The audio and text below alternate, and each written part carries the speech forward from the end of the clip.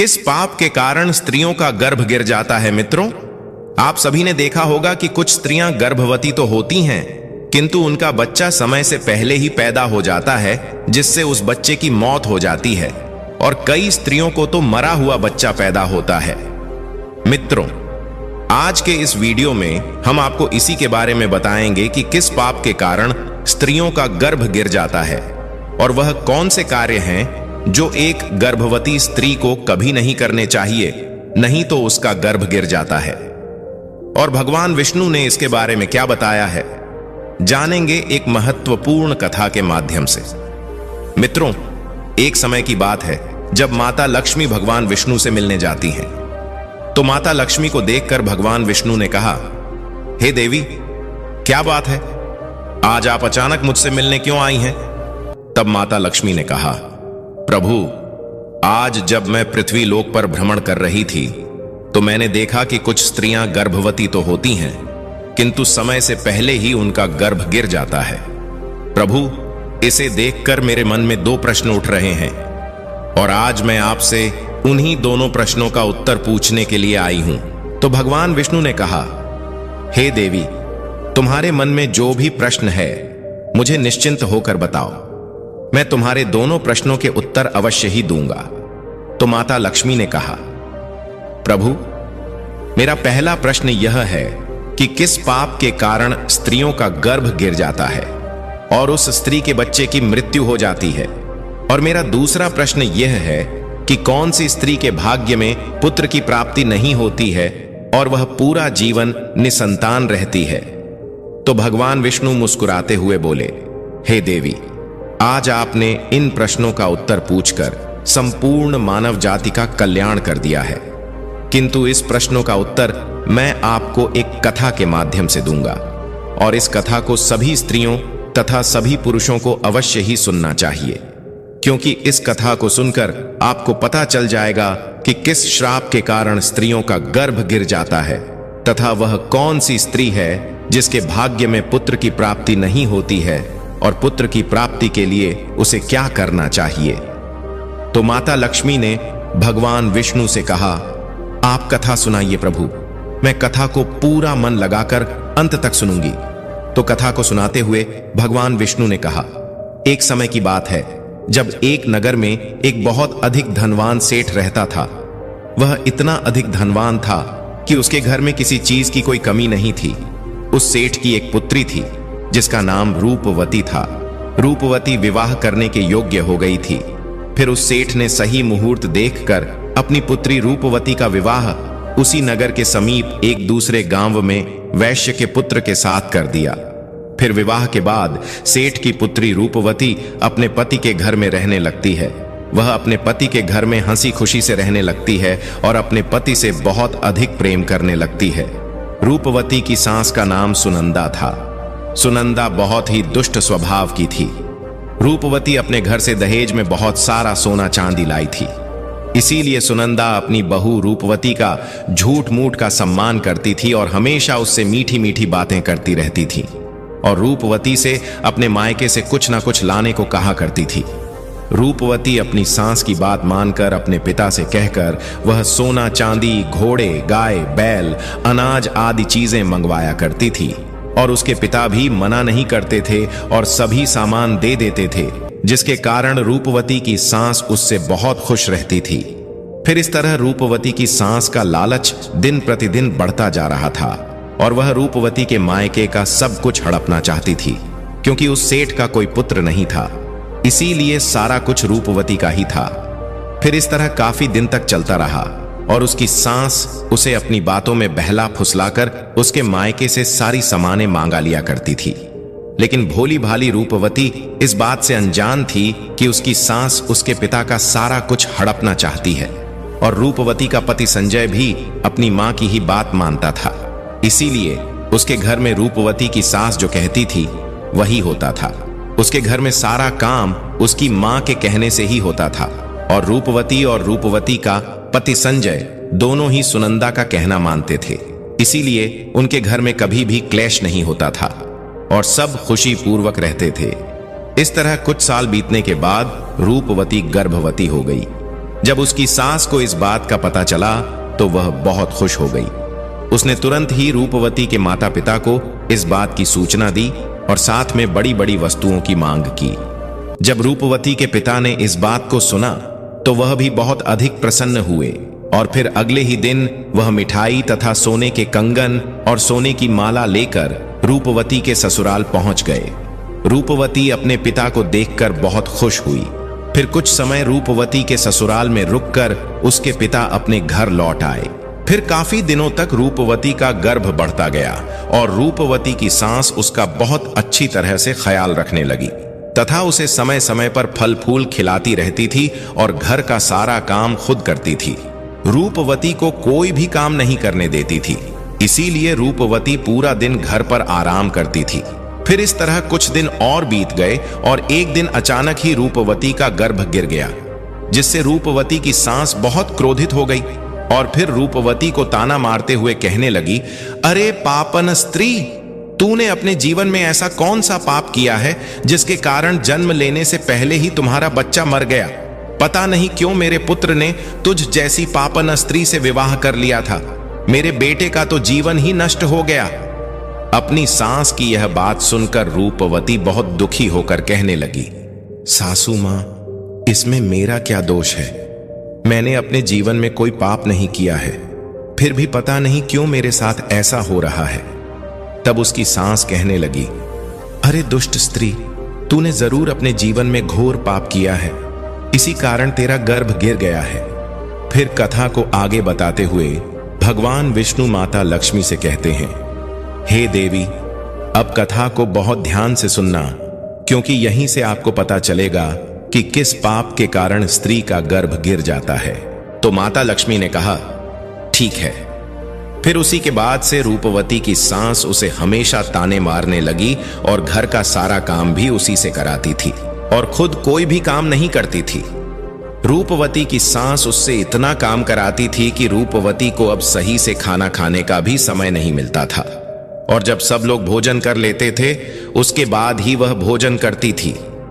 वो अपनी सास के सामने आने से भी डरने लगी। फिर इस तरह कुछ महीने और बीत जाने के बाद रूपवती दोबारा से गर्भवती हो गई, जिससे उसका पति बहुत प्रसन्न हुआ, लेकिन उसकी सास अभी तक उससे गुस्सा थी। और जब रूपवती ने अपनी सास को यह बात बताई तो वह रूपवती से कहने लगी, एक बच्चे को तो खा गई हो, पता नहीं अब इस बच्चे को जीवित रखोगी या इसे भी उसी की तरह खा जाओगी। मुझे तुझ पर जरा सा भी भरोसा नहीं है, क्योंकि मुझे तो लगता है कि तूने अपने जीवन में जरूर कोई पाप किया है, इसीलिए तेरा पहले वाला गर्भ गिर गया था। अपनी सास की यह बात सुनकर रूपवती कुछ नहीं बोली और चुपचाप खड़ी रही। फिर धीरे धीरे रूपवती का गर्भ बढ़ता गया और गर्भवती होते हुए भी वह घर का सारा काम करती थी, लेकिन फिर भी उस सास को उस पर जरा सी भी दया नहीं आती थी। फिर इस तरह करते करते अब रूपवती के गर्भ को 9 महीने पूरे हो गए। अब बच्चे के जन्म होने का समय बिल्कुल नजदीक आ गया था।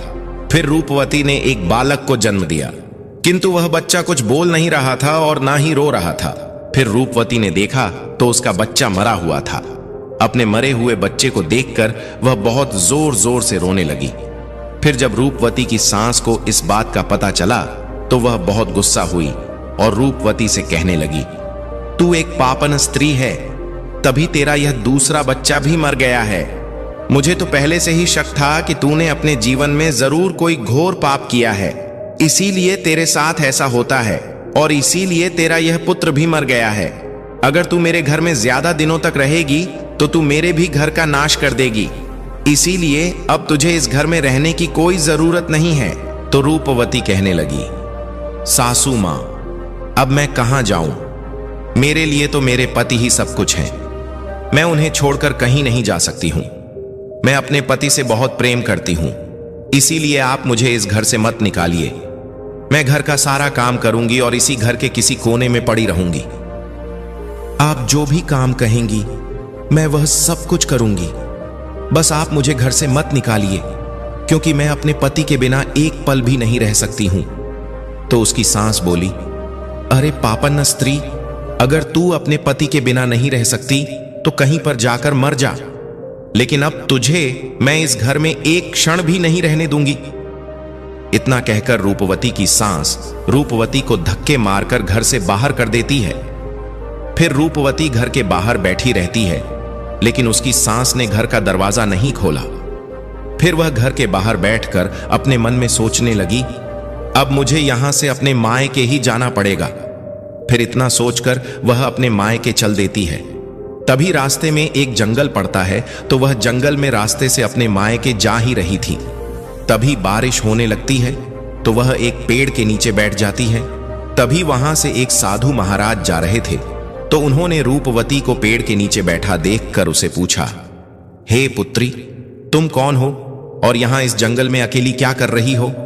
तो रूपवती ने साधु महाराज से कहा, हे साधु महाराज, मैं एक बहुत धनवान सेठ की पुत्री हूं और मेरा विवाह एक वैश्य से हुआ है और मुझे अभी तक पुत्र की प्राप्ति नहीं हुई है।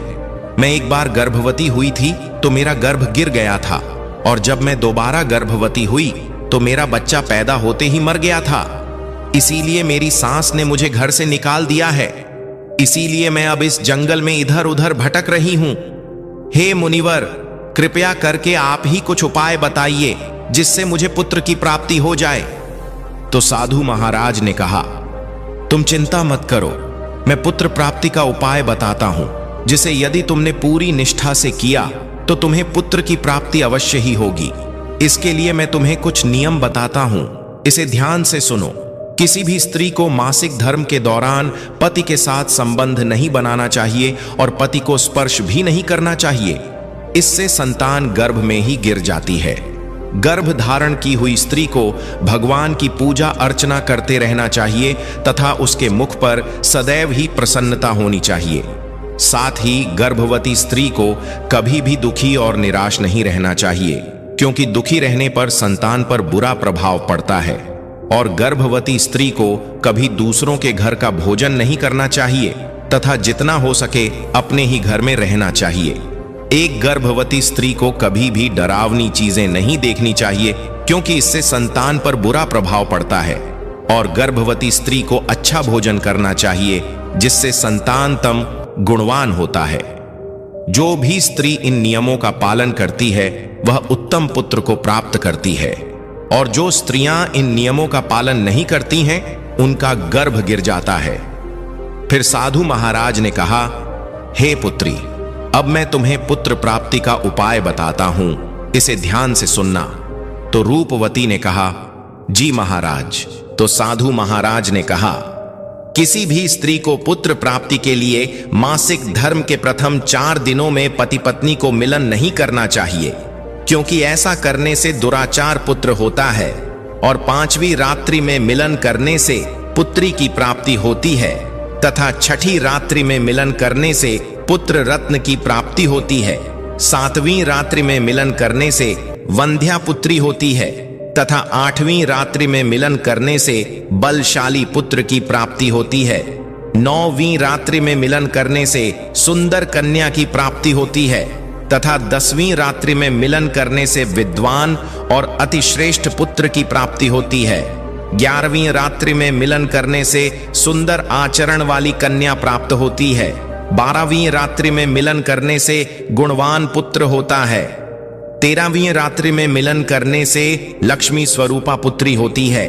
और 14वीं रात्रि में मिलन करने से गुणवान, बुद्धिमान तथा बलवान पुत्र होता है। इसीलिए यदि तुम इन नियमों का पालन करो तो तुम्हें उत्तम पुत्र की प्राप्ति होगी। इतना कहकर वह साधु महाराज वहां से चले जाते हैं। फिर रूपवती अपने मन में सोचने लगती है, यदि मैंने साधु महाराज के बताए गए उपाय के अनुसार कार्य किया तो मुझे भी पुत्र की प्राप्ति हो जाएगी और मेरी सास मुझसे घर का काम भी नहीं कराएंगे और घर में सभी लोग मेरा बहुत अधिक सम्मान भी करेंगे। रूपवती इतना सोच ही रही थी, तभी उसका पति उसे ढूंढते हुए वहां पहुंच जाता है और रूपवती से कहता है, तुम यहां इस जंगल में क्यों आई हो? मैं तुम्हें लेने आया हूं, चलो घर चलो। फिर रूपवती ने अपने पति को उस साधु महाराज वाली सारी बात बताई और कहा, नहीं, अब मैं घर नहीं जाऊंगी जब तक मुझे पुत्र की प्राप्ति नहीं हो जाती। रूपवती की यह बात सुनकर उसका पति भी उसी के साथ जंगल में ही कुटिया बनाकर रहने लगता है। फिर मासिक धर्म की 14वीं रात्रि में रूपवती ने अपने पति के साथ मिलन किया, जिससे वह गर्भवती हो गई। और गर्भवती होते हुए भी वह जंगल में रहती थी। उसका पति जंगल से लकड़ी लाता था, जिससे दोनों भोजन बनाकर खाते थे। फिर इस तरह करते करते 2 महीने बीत गए और रूपवती के बच्चे का पैदा होने का समय नजदीक आ गया था। फिर एक दिन रूपवती को अत्यंत उत्तम पुत्र की प्राप्ति हुई और पुत्र की प्राप्ति से रूपवती और रूपवती का पति दोनों बहुत खुश हुए। फिर रूपवती का पति उससे कहने लग, चलो अब हम दोनों घर चलते हैं, क्योंकि मां ने तुम्हें पुत्र प्राप्ति का ताना देकर ही घर से निकाला था, किंतु अब तो तुम्हें पुत्र की प्राप्ति हो गई है, अब तो वह भी खुश हो जाएंगी। तो रूपवती ने कहा, ठीक है, चलो घर चलते हैं। फिर दोनों घर जाते हैं। तो उसकी सास ने देखा कि रूपवती को तो पुत्र हुआ है। यह देखकर वह बहुत खुश हो गई और रूपवती से कहने लगी, तुझे पुत्र कैसे हुआ? जब आपने मुझे घर से निकाला था तो मैं जंगल में चली गई थी और वहां मुझे एक ज्ञानी साधु महाराज मिले थे। उन्होंने मुझे पुत्र प्राप्ति का उपाय बताया था और उसी उपाय से मुझे पुत्र की प्राप्ति हुई है। तो उसकी सास उससे कहने लगी, इसका मतलब वह साधु महाराज बहुत अधिक ज्ञानी है, तब तो उन्हें यह भी पता होगा कि हम लोग धनवान कैसे बन सकते हैं। इसीलिए अब मैं जंगल जाऊंगी और उनसे धनवान बनने का उपाय पूछकर आऊंगी। तो रूपवती ने कहा, नहीं मां जी, आप वहां मत जाइए, क्या पता वह साधु महाराज अब वहां पर मिले या ना मिले। तो उसकी सास ने कहा, नहीं, मैं तो जाऊंगी और उनसे धनवान बनने का उपाय पूछकर आऊंगी। इतना कहकर उसकी सास उसी जंगल में पहुंच जाती है। तभी उसे एक शेर दिखाई देता है, तो वह शेर को देखकर डर जाती है। तभी शेर उसे खाने के लिए आगे बढ़ता है। जैसे ही शेर उसे खाने के लिए आगे बढ़ा तो रूपवती की सास ने उससे कहा, हे सिंहराज, तुम मुझे क्यों खाना चाहते हो? तुम्हें मुझे खाकर क्या मिलेगा? तो शेर बोला, हे पापन स्त्री, तू बहुत दुष्ट स्वभाव की है, इसीलिए मैं तुझे खा जाऊंगा। इतना कहकर शेर उसे खा जाता है। फिर उसकी मौत हो जाती है और यम के 2 दूत आते हैं। उन्हें यमलोक ले जाकर यमराज जी के सामने खड़ा कर देते हैं। तभी चित्रगुप्त ने उस स्त्री के जीवन का लेखा जोखा देखा और उसके जीवन का लेखा जोखा देखकर कहने लगे, हे धर्मराज, इस स्त्री ने तो अपने जीवन में घोर पाप किए हैं। यह स्त्री अपनी बहू रानी पर बहुत अत्याचार करती थी। उसके गर्भवती होते हुए भी घर का सारा काम उसी से कराती थी। और तो और, जब इसकी बहू के पुत्र की मृत्यु हो गई थी तो इसने उसे धक्के मारकर अपने घर से निकाल दिया था। चित्रगुप्त की यह बातें सुनकर यमराज को उस स्त्री पर बहुत क्रोध आया और उन्होंने दूतों से कहा, इसे नरक लोक में डाल दो। मित्रों, फिर कथा को आगे बताते हुए भगवान विष्णु माता लक्ष्मी से कहते हैं, हे देवी, इस प्रकार उसकी सास को उसके किए की सजा मिल गई और रूपवती ने गर्भ धारण के नियमों का पालन किया, जिससे उसे उत्तम संतान की प्राप्ति हुई। इसी तरह कोई भी स्त्री यदि उस साधु द्वारा बताई गई बातों के अनुसार कार्य करेगी तो उसे भी पुत्र की प्राप्ति अवश्य होगी। तो माता लक्ष्मी ने कहा, प्रभु, वह कौन सी स्त्रियां हैं जिनके भाग्य में पुत्र की प्राप्ति नहीं होती है, और वह अपने जीवन में ऐसा कौन सा पाप करती है जिसके कारण उन्हें पुत्र की प्राप्ति नहीं होती है, और पुत्र प्राप्ति के लिए उन स्त्रियों को क्या करना चाहिए? तो भगवान विष्णु ने कहा, यह वह स्त्रियां हैं जो अपने पति से हमेशा लड़ाई झगड़ा करती रहती है और घर में सारा काम अपनी ही मनमानी से करती है तथा अपने पति का आदर सम्मान नहीं करती हैं। तो ऐसी स्त्रियों के भाग्य में कभी भी पुत्र की प्राप्ति नहीं होती है, और ऐसी स्त्रियों को पुत्र प्राप्ति के लिए अपने पति का आदर सम्मान करना चाहिए तथा उनका कहना मानना चाहिए और घर में लड़ाई झगड़ा नहीं करना चाहिए। तो ऐसी स्त्रियों को भी पुत्र की प्राप्ति होगी। मित्रों, आपको यह कथा कैसी लगी? हमें कमेंट्स करके जरूर बताएं। तो बोलो जय माता लक्ष्मी।